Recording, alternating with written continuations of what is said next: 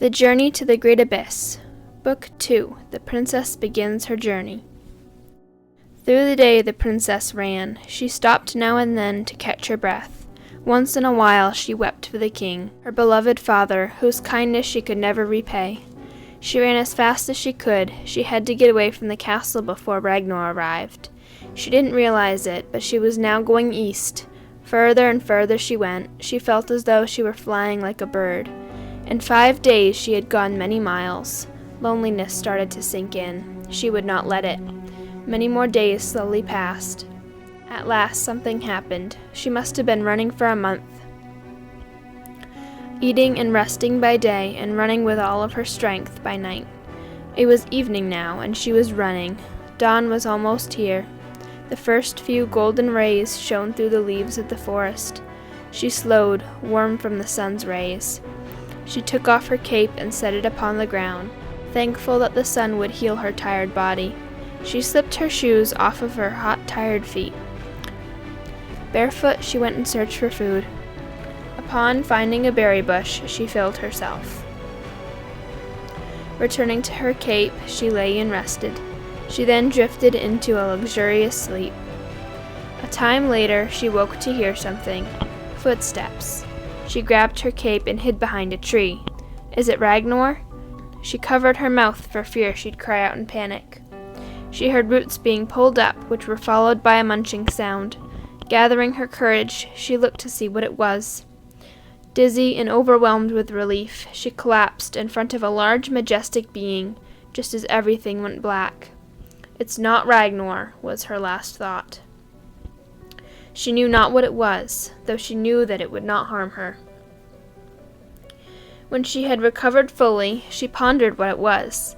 It certainly was not a horse. Its eyes were too blue, its coat too soft. What was it then? It certainly did look like a horse, only it was different somehow. She got up and brushed herself off, as the creature, whatever it was, continued pulling up roots of plants to eat. She studied it again. Would it let her touch it? She crept up close to it. She felt its soft, fuzzy coat. She sorted through her memory to remember what it was. After hours, the poor princess couldn't remember what it was at all. She began to think that she might make a meal of the poor thing. It was plenty to last her several days, though it was so beautiful. She remembered at last, near the evening, when the sun was beginning to fade. It was a unicorn. She hugged it for pure joy. She had read stories of their magical powers. She realized now that this was good. She whispered something in its ear, hoping, wishing that it would understand. It knelt down, letting her climb upon its back. Into the sky it flew. Faster and faster. They traveled like lightning all through the night. By morning the princess had named her new companion. She called him Lightning, saying that he was as fast as lightning was, though she believed that he was much faster. More importantly, the great abyss was almost in view. The princess looked down from her seat. They must have been 3 or 4 castles high. She looked toward the rising sun. Now she saw that they were going east. Beginning to panic, she saw Thragor's cave. She clutched Lightning's mane tighter, preventing her from falling off. How could this have happened? Should she turn back? No, she had come too far. It had taken her months on foot. It would take Lightning at least a week. Ragnar would be coming from the west, so she pushed on, hoping that Thragor would leave her alone, though that was not likely. Lightning floated downwards now, gliding as graceful as a dove. They landed softly in the forest. The princess took off her cape. Lightning collapsed on the earth. Pulling up some grass to eat from a small patch, the princess collapsed on her bed. In minutes the two were asleep. The sun carried on all day, going higher, keeping the princess warm.